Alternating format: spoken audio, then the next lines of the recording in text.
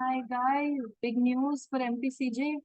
तो बात ऐसी है कि अभी ये मध्य प्रदेश सरकार ने ये प्राधिकार की प्राधिकार से प्रकाशित किया है। ठीक है, ये देखिए आप 23 जून 2023 को आया है।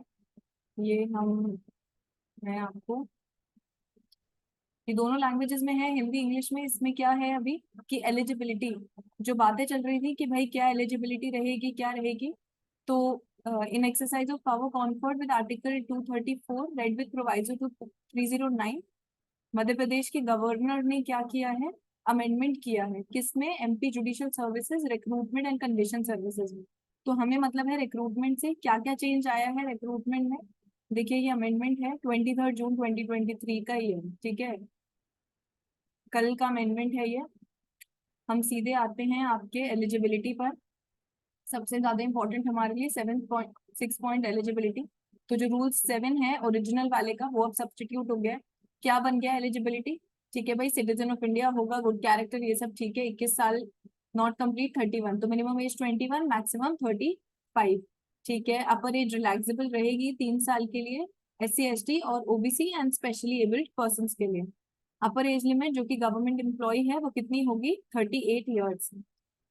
कैंडिडेट की अपर age limit relaxable by the approximate number of years, तो कोई पर्टिकुलर रिक्रूटमेंट नहीं रहेगा इसके लिए।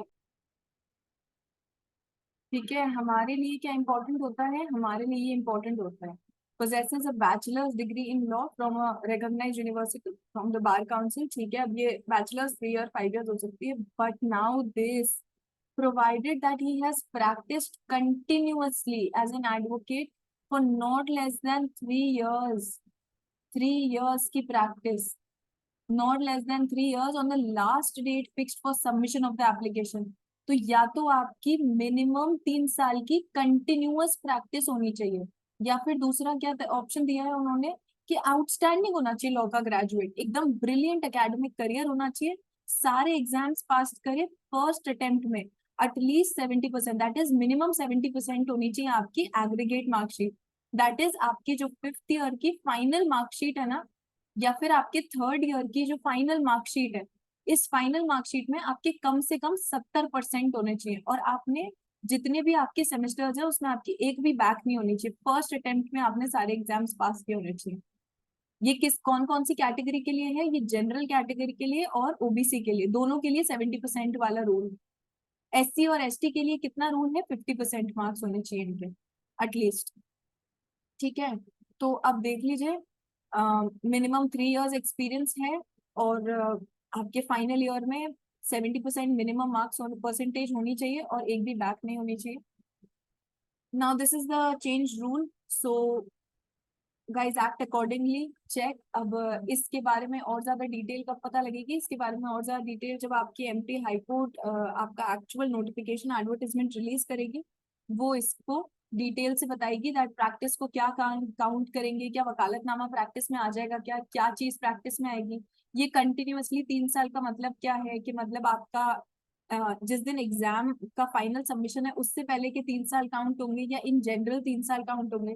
ये देखो, अब ये तो सारी की सारी चीजें जब MP हाई कोर्ट आपका नोटिफिकेशन रिलीज करेगी तब सब कुछ कंफर्म होगा, बट अभी के हिसाब से मिनिमम 3 साल की आपकी प्रैक्टिस कंटिन्यूअसली होनी चाहिए जिस दिन आप लास्ट जो डेट है फाइलिंग ऑफ द एप्लीकेशन तब तक।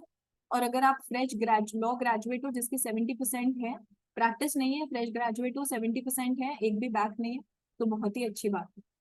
ठीक है, आई नो दिस इज थोड़ा सा एंजाइटी वाली चीज है, हो रही होगी एंजाइटी, बट अब देखो जो है वो है।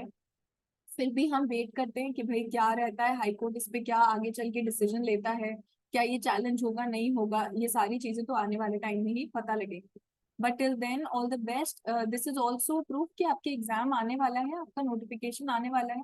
तो अगर आपकी तैयारी स्लो चल रही है, जिन लोगों को जो लोग इन ये जो भी रूल्स हैं, अगर आप लोग इन रूल्स में फॉलो कर रहे हैं बहुत अच्छे से, तो फिर आप बहुत बढ़िया अपनी तैयारी शुरू रखिए। देखिए, आप लोग इन सब झमेलों में मत पड़िए। जो लोग कहीं ना कहीं फॉल कर रहे हैं, ठीक है 3 साल हो रहे हैं पर ये नहीं है वो नहीं है, तो देखो बात बात करने की कोशिश करो।